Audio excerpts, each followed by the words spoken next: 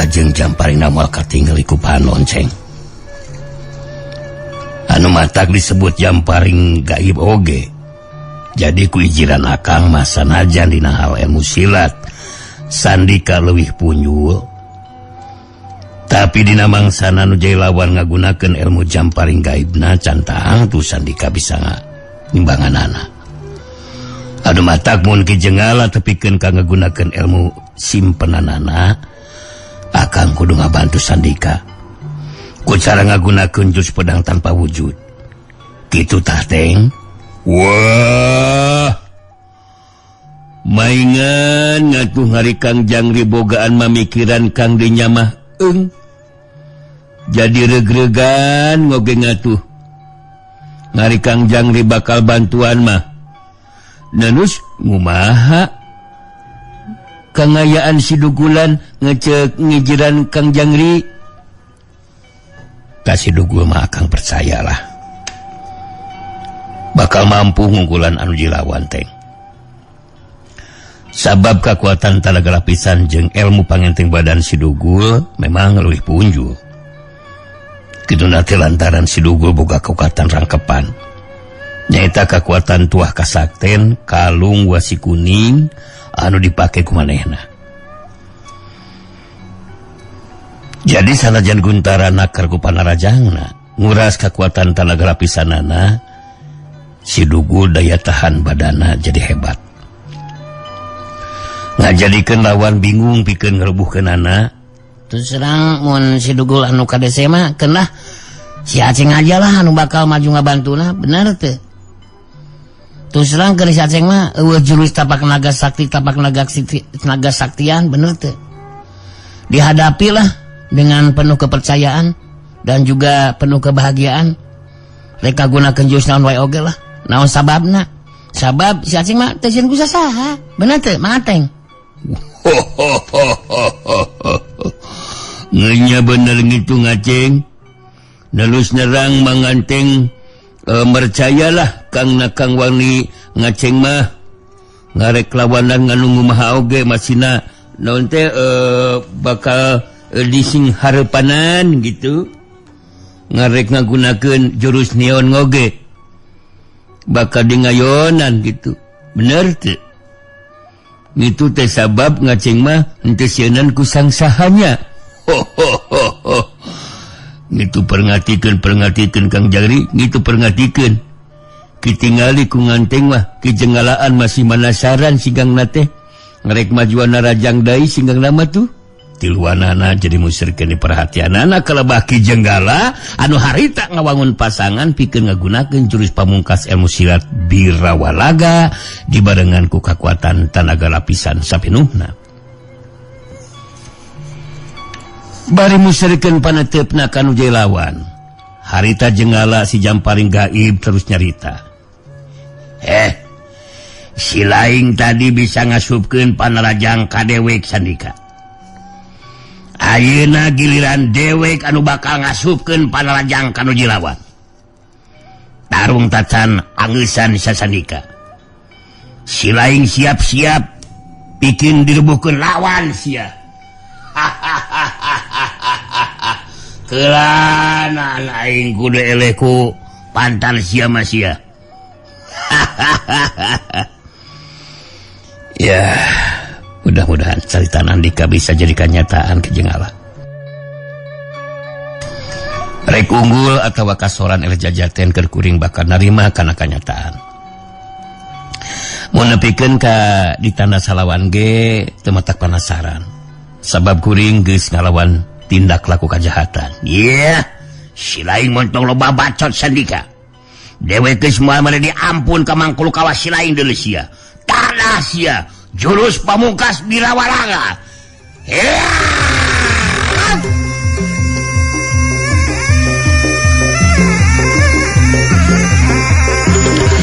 Jurela culung ki jenggala si Jamparing gaib majuna raja ngagunakeun jurus pamungkasna.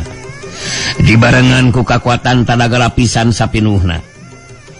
Pikeun ngimbangan kekuatan panarajang lawan harita Sandika nangtukeun sikapna.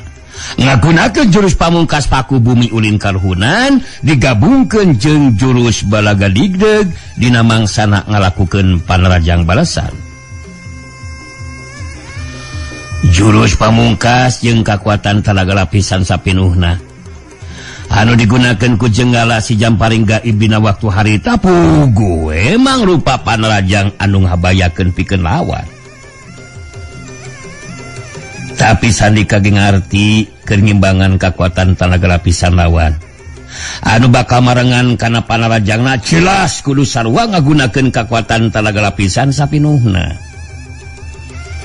Sapasang suku Sandika kukuh pancuh lir upama anu napal rakat kana lemah atawa bumi.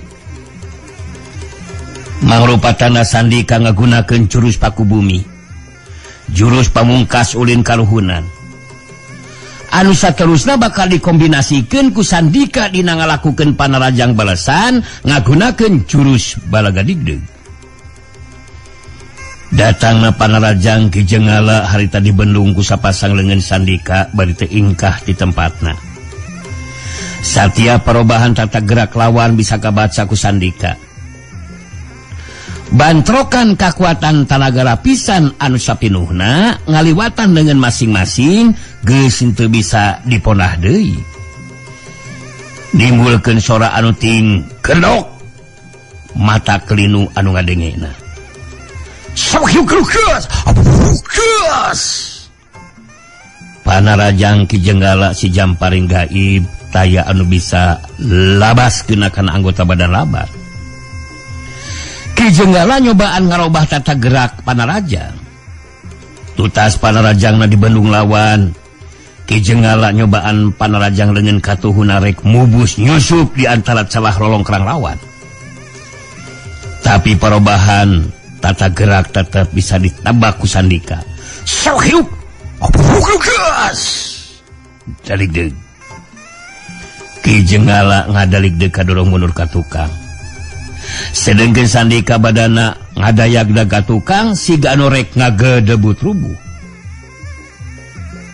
Tapi kejadian saterusna harita Sandika ngagentak majuna raja ngagunakeun jurus balaga digdeg.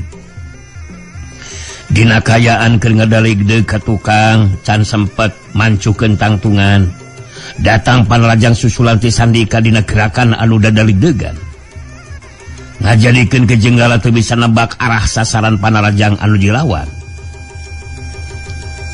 Daligdeug. Daligdeug. Salonton. Tata gerak panerajang Sandika anu ngagunakeun jurus balaga digdeg susah ditebak ku anu dilawan arah sasaran panerajangna.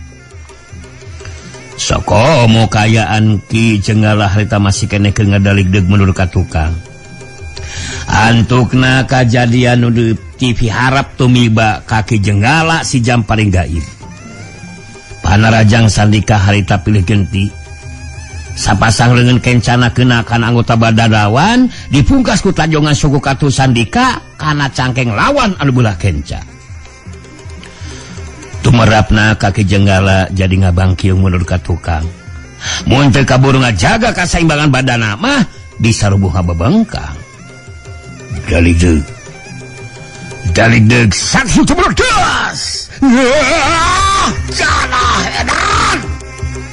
Ki Jenggala si Jamparing Gaib ngegerunahan ka nyeri bae terus ngabangkiung mundur ka tukang sababaraha lengkah. Tapi Ki Jenggala ge jago kolot anu boga daya tahan badan anu hebat. Harta masih kena mampu mancuhkeun di tangtunganana. Bangkiung. Daligdeug raneg. Sapasang suku Ki Jenggala ngaraneg terus mancuhkeun tangtunganana. Si Banteng Mulung ningali Sandika geus bisa ngasupkeun di panerajangna harita ngarasa suka hatena. Ngareret ka si Jari Sakti bari nyarita. Wah, Sandika anu geus bingsa ngasupkeun di nerajangna Kang Dangri. Menisungka kana ngatendang oge. Ngecek Kanteng Mas Sandikaan ngalah ngumahang oge bakal ngaya dina kangunggulan Kang Jangri. Tarungna acara anggeus teh. Akang boga keyakinan Ki Jenggala bakal ngagunakeun ilmu simpenanana nu disebut Jamparing Gaib teh. Aduh matak akang kudu leuwih musirkeun perhatian ka Ki Jenggala ieu mah teh. Akang sorangan can bisa mastikeun ieu teh nah jurus pedang tanpa wujud bakal mampu dipake ngimbangan kekuatan Jamparing Gaib nu digunakeun ku Jenggala. Terus terang mun tepikeun kaki itu kejadianana, Aceng ge mau terus berdiam diri sih. Aceng juga harus punya gebrakan sih. Terus terang Aceng ge jadi buka pemikiran kudu maju ngabantu ka Sandika. Bener teh? Terus si Aceng Jamparing gaiban ah. Puterkeun bedog Aceng dijadikan tameng bener teh?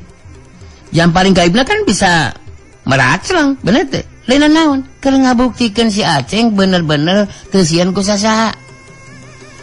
Bener teh Mang Jari? Ya teu bisa saperti kitu, Ceng. Jamparing gaib ngandung kekuatan gaib, jadi teu bisa ditakis ku bedog. Keun we lah. Aceng mah ngabandungan heula we. Ngeunaan ngabantu ka Sandika mah eta geus jadi tanggung jawab sejari sakti. Anu sarua teh sieun ku sasaha. Lain gitu teng. Ngenya bener nganteng oge surua lamunan naon teh dingidinan ku Kang Jangri mah ngarek mangjut we bantuan ka Sandikaan. Mokona anteng ge henteu sieun ku sang saha lah.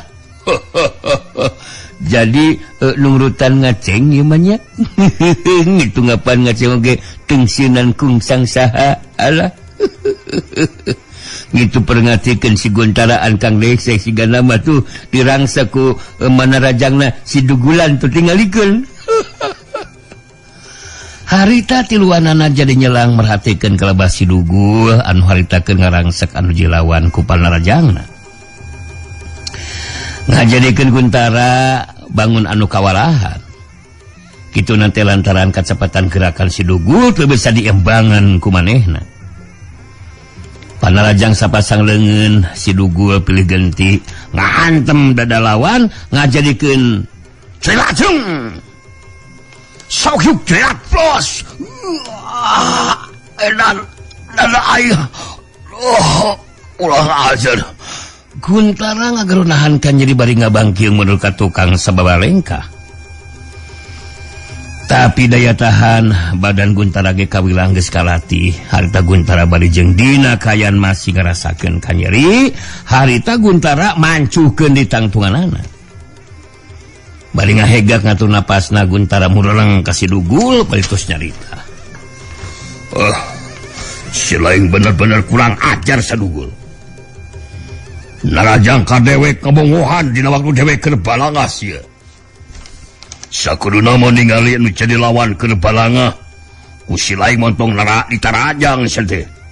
Sabab eta salajeng ngabongohan teh dewek teu narima sia. Dugule alu bale we sia tarungna. Montong asal geuna sorangan dugule. Kasihan deng lo. Wali matalung teluba pisana wali Guntara si borokokok. Fira kuing teu meunang ngasupkeun panarajang kanu jadi lawan. Lieur maneh mah Guntara. Kawas talung bebenyit wae loba aturan anjir.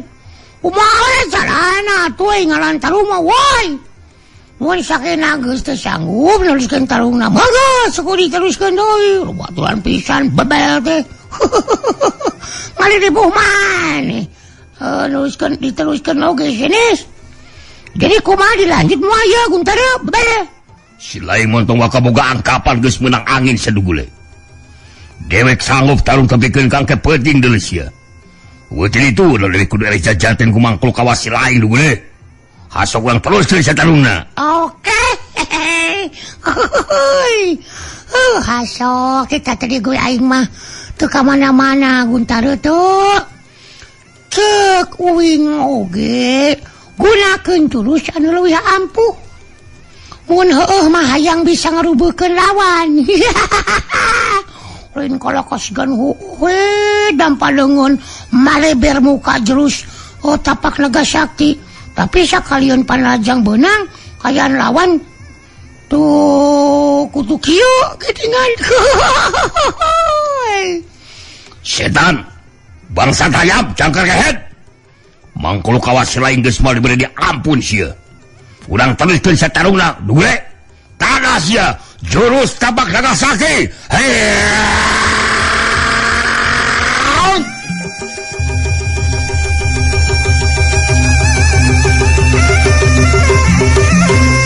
Sorelat culung Guntara maju dina rajang ngagunakeun kakuatan tanaga lapisan sapinuhna. Panarajang Guntara bagi tambah bayangan. Oro kaya ilmu pangenteng badan si Dugul memang leuwih punjul. Harita jirim si Dugul jujur relatan. Teu beda ti kalangkang we ngajadikeun panarajang Guntara saukurkeunna ka tempat kosong. Sok hiu jelat pelos. Sok hiu jelat pelos. Guntara terus naker tanagana tengeureunkeun panarajangna. Sedengkeun si Dugul harita ngahaja tengah bendung panarajang lawan. Nu dipalar sangkan Guntara leuseuh tanagana. Sedengkeun Ki Jenggala sanggeusna ngagunakeun jurus pamungkas ilmu silat Birawalaga. Masih bisa diungkulan ku anu jadi lawan. Akhirna Ki Jenggala nangtukeun sikapna pikeun ngagunakeun ilmu jamparing gaib. Ningali Ki Jenggala ngalakukeun gerakan siganu keur ngawang Kang Gonewa mentangkeun jamparing bari meuremkeun panonna. Harita si Jari Sakti geus bisa nebak Ki Jenggala bakal ngagunakeun ilmu simpenan jamparing gaib. Si Jari Sakti ngareret kasih banteng wulung betus nyarita. Perhatikeun teng, perhatikeun. Ki Jenggala bakal ngagunakeun ilmu simpenanan teh atuh. Ijiran akang teu nyalahan teng. Ki Jenggala bakal ngagunakeun ilmu jamparing gaib. Ngagunakeun panah atawa jamparing nu teu katinggala kitu digoniwana teng. Wah. Lamunan itu maka ngayan sandikaan. Kangan cambang hayaan henteu bisa diantrepkeun ieu mah Kang Jangri. Kudu dijangjikeun ieu mah. Eta bantuan sandikaan teh nelusna rangan teh henteu ringdo lamunan sandikaan mudu cinglangka ku ngadu jadi lawanan. Serang aceng ge sarua jeung Mang Anteng sih. Teu mikeun lah. Ari sandika kudu diantepkeun ditanda saku anu jilawan mah bener teh.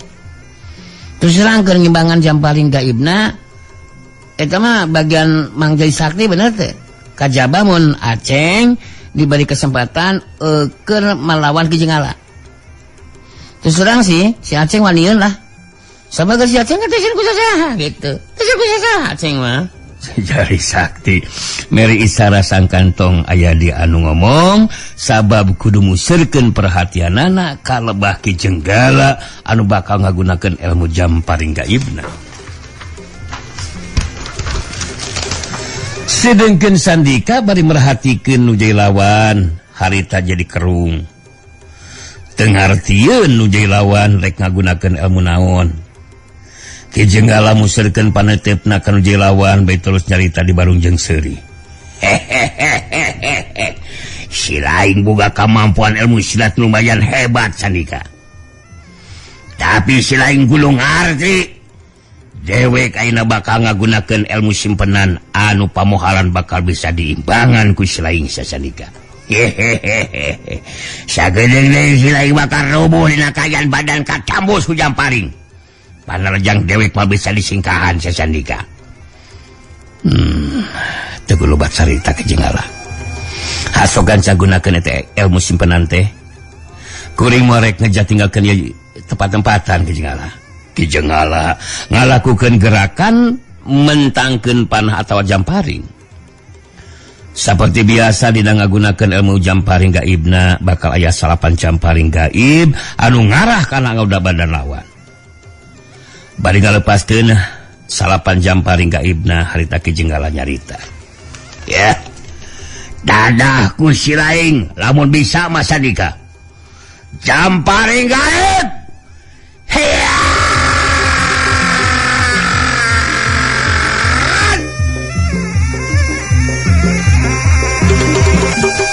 Sandika masih keneh kerung can ngartieun kana maksud lawan. Sedengkeun salapan Jamparing gaib harita ting belasat muru ka tangtungan badan Sandika. Syup besat. Tapi samemeh salapan Jamparing gaib keuna kana sasaran harita si jari sakti dina kayaan teu ingkah di tempatna ngagunakeun jurus pedang tanpa wujud. Salapan angin samberan pedang tanpa wujud harita ting sayut mapak datangna salapan Jamparing gaibna Ki Jenggala. Syut ser bantrokna salapan Jamparing gaib jeung salapan angin samberan pedang tanpa wujud nimbulkeun soran ting betak talikna karat. Syut ser betak. Salapan Jamparing gaib taya nu bisa labas keuna kana sasaran. Ki Jenggala kageteun sabab salapan Jamparing gaibna taya nu keuna hiji acan. Sora anu ting beletak salapan kali nandakeun salapan Jamparing gaibna aya anu ngahadang ku kakuatan anu teu katingali. Ki Jenggala sanggeus ngalepaskeun Jamparing gaibna sarareta ningali si jari sakti ngagerakeun curug katuhuna. Ku sakitu ge Ki Jenggala geus bisa nebak si jari sakti anu geus ngagagalkeun salapan Jamparing gaib teu bisa labaskeun kana sasaran. Ki Jenggala musirkeun paneuteupeuna ka nuju lawan saterusna kacurung ku rasa panasaran. Harita Ki Jenggala saga diri pikeun mentangkeun di salapan Jamparing gaibna. Tina kayaan saga diri pikeun mentangkeun deui Jamparing gaibna, harita Ki Jenggala nyelang ngareret kalebah si jari sakti bari nyarita. Si laing montong pipilun kana ieu urusan sia jari sakti. Teu kudu ngabantuan si Sandika sarupa sia. Magunakeun jurus pedang tanpa wujud dipake keur mapak salapan Jamparing gaib dewe. Naik si laing. Wokekeun saing teh jago cacate. Mun hayang talu ngalawanan dewek bisa maju. Mun si Sandika geus dilubuhkeun ku dewek. Catet eta caitan dewek jadi sakti. Sandika ngadengit caitan ti Ki Jenggala seperti kitu, harita jadi ngarti kana kayaan anu keur disinghareupan ku durina. Harita Sandika ngagunakeun aji pameling ngirimkeun sora jarak jauhna ditujukeun ka si jari sakti. Anu tangtu we saukur kadenge ku si jari sakti sorangan. Keun we Sandika ulah dibantu Mang Jari.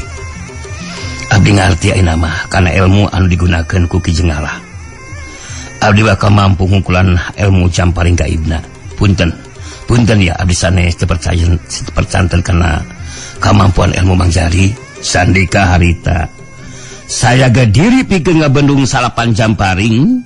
Harita Sandika ngaluarkeun peso belati giok tanda mata ti pendekar Tiongkok Sanciang. Anu saila ieu diselapkeun dina cangkeng di jero balik bajuna. Eta senjata balati giok memang jarang digunakeun ku Sandika.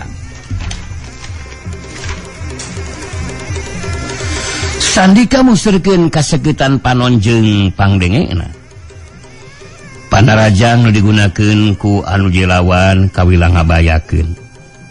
Aya salah sahiji Jamparing gaib anu keuna kana anggota badan tangtu we bakal ngakibatkeun tatu anu beura. Ki Jenggala mentangkeun Jamparing gaibna bari nyarita ditujukeun ka Sandika. Dadahku si laing panarajang dewek Sandika. Jamparing gaib. Heya.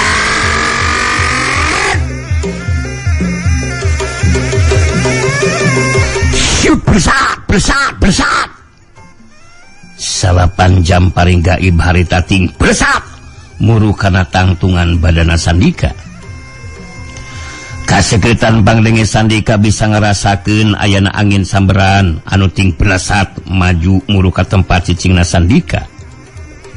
Sandika ngagunakeun jurus pamungkas ulin karuhunan nyata jurus paku bumi bari muterkeun balati giok nu aya dina cekelan leungeun katuhuna. Kacepetan muterkeun balati giok kanjelikeun gulungan angin teh harita jadi tameng anu ngabenteng tangtungan badan Sandika. Hiuk. Waktu 8 jam paring gaib datang. Harita jadi pada ting pretok parotong tayanu bisa labas kena kana sasaran mubus kana badahan. Pada rentas di jalan bantok jeung gulungan angin tina muterna pe sabalati giok. Siut bersat, siut, betok, siut bersat, betok. Kadenge 8 kali peso ngabletok. Ki Jenggala puguh kageteun. Sabab 8 jam paling gaib anu digunakeunana bisa iimbangan digagalkeun ku anu jadi lawan. Ningali nu jadi lawan mampu ngimbangan 8 jam paling gaibna. Harita Ki Jenggala jadi kerung jeung ngahuleng bangun anu bingung. Sedengkeun Sandika sangeusna mampu hungkulan 8 jam paling lawan, harita Sandika geus teu micen di waktu ningali nuji lawan siga anu masih bingungeun. Harita Sandika ngajolat majuna raja ngagunakeun jurus bayu panglumpuh keur kacepetan gerak. Jolat celung dina jarak teu lengkah deui ka tempat lawan. Harita Sandika langsung ngagunakeun jurus balaga digdeg ngajadikeun Ki Jenggala teu bisa nebak arah sasaran panarajang lawan. Sabetan belati giok nyabat kana beuteung lawan. Ki Jenggala rika cingkrak ka beulah kenca. Daligdeug siut cingkrak plos. Sabetan peso giok bisa disingkahan. Tapi meh bareng jeung gerakan lawan anu cingkrak nyingkahan panarajang lawan, harita tajonga suku katu Sandika geus teu bisa disingkahan. Najong karena iga burung lawan. Sak hiuk cebrot geus.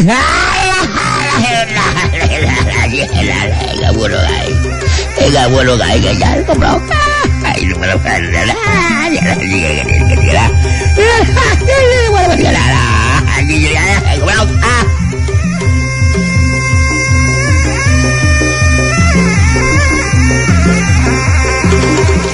Ki Jenggala si jam paling gaib nagero kaget bari nahan ka nyeri saterusna ngadeligdeug menurut ka tukang. Sandika bari ngasupkeun berarti giok kana jero balik bajuna. Harita terus nuturkeun badan lawan nyusut tepus ku panarajang susulan ngagunakeun jurus balaga digdeug. Daligdeug sarontot. Ki Jenggala anu masih keneh ngadaligdeug. Harita nyobaan ngabendung panarajang leungeun katu lawan ku leungeun kencana. Tapi Sandika ngarobah tata gerakna. Panarajang leungeun katuhuna dina culus daun paniru. 5 ramo anu ngahiji dikicupkeun harita nembus nyusup di antara celah lolongkrang lawan notog kana dadana Ki Jenggala. Eta panarajang geus teu bisa disingkahan. Sat susup hiuk to. Tatog geus. Disusul ku panarajang leungeun kenca kana kakemprong lawan anu belah katuhu. Saterusna dipungkas ku gedoran peureub dina julus geni pamantri kana dada lawan. Tumeurapna ka Ki Jenggala harita badana ngacengkang oleh ka tukang. Set hiuk cebrot geus.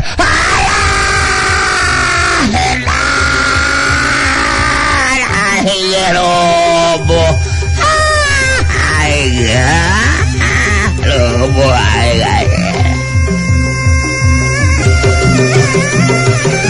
Ki Jenggala si jam paling gaib ngagero kaget bari nahan ka nyeri. Saterusna ngadaligdeug mundur ka tukang. Sandika bari ngasupkeun balati giok kana jero balik bajuna. Harita terus nuturkeun badan lawan nyusut tepus ku panarajang susulan ngagunakeun jurus balaga digdeug. Daligdeug sarontot. Ki Jenggala anu masih keneh ngadaligdeug harita nyobaan ngabendung panarajang leungeun katuhu lawan ku leungeun kencana. Tapi Sandika ngarobah tata gerakna. Panarajang leungeun katuhu dina jurus daun paniru. 5 ramo anu ngahiji dikicupkeun harita mubus nyusup di antara celah lolongkrang lawan noto kana badana Ki Jenggala. Ki Jenggala ngagerunahan ka nyeri bari ngacengkang oleap ka tukang geus teu bisa ngajaga di kaseimbangan badana. Cengkang koleap gebut.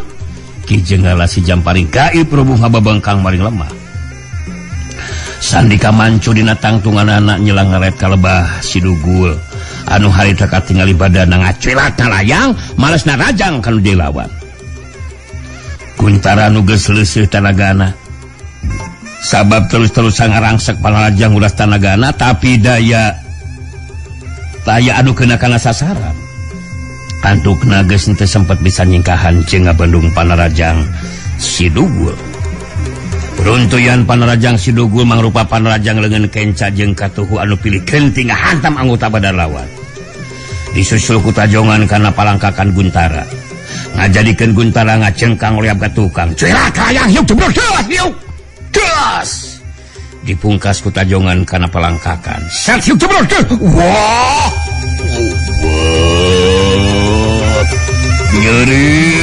Nyeri anjir, nyeri aing belajar.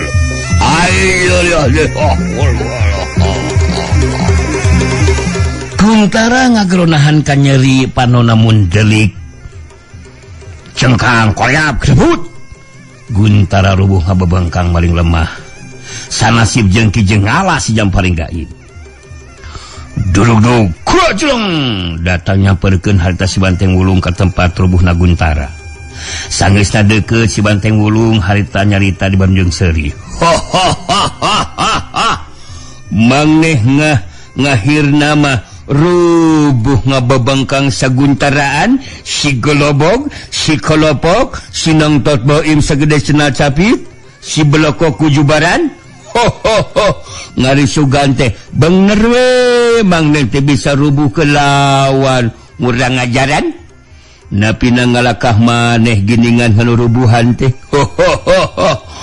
Pangawakan keker sembadaan sora genteman napi nangeleh geningan tah ku si Dugulan puas-puasan. Nu mata tong nganggap ngenteng kanu jadi nglawan maneh teh si Bolokotono ha ngudang siah wali keneh nuruskeun talungna ha. Guntara masih keneh ngagoler bari sumeurnahan ka nyeri. Si Dugul ge harita datang nyamperkeun. Sangeusna deukeut tangtung digireun si Banteng Wulung betus nyarita. Dada mang sadayana. Guntara malek damang kumaha da sidikeur sumenginahan ka nyerinya. Alah, anu matak sakuing tong waka jumago di jelema mah Guntara. Sakumaha hebatna ilmu mun dipake sombong sok ngajolopong. Ilmu dipake umaki sok jadi nyandangan ka nyeri. Ilmu dipake takabur sok terus dikupur. Apana lainna kabuktian nisyanis. Karasa ku sorangan. Nafsu anu mata kaduhung amarah mata kanjakal. Badan no katempuhan. Kalasapan ku ente ayeuna nyalangan ka nyeri sene. Oh wayana we ditampikeun kebongan sorangan mangantennya. Ngenya beneran Dugulan. Mokona mah aranan mangneh ngeunggeus rubuhan ngagoleran ngawas ieu mah masih nagoge ngeungeus moal nguntupan sajangkar kehedan pikeun neruskeun narungnya. Anu mantrak bengjakeun ka si warang kasanda si Baba. Ngeureunaan gitu sepak terjangan langkukeun kang jahatan teh. Lamunan henteu ngayang ngengke rangsakeun ngakibatna. Lamunan Banteng Wulung di ngamuk buat gegung ganteng. Motong-motong ke leungin ngejeng sungkuanana sia. Maneh kalaka sungar sengir rangsakeun ka nyeri Guntaraan ngasok hudang sajangkar kehedan. Guntara can maka bisa ngonea hudang. Kakuatan panarajang si Dugul memang hebat. nuka benangan ku Panrajang teboga daya tahan badan anu kuat mah bisa dipastikan Guntara geus moal bisa menyat deui. Si Dugul nyelah ngaret kalebah tempat tak kejengala si Jamparing gaib. Katingali harita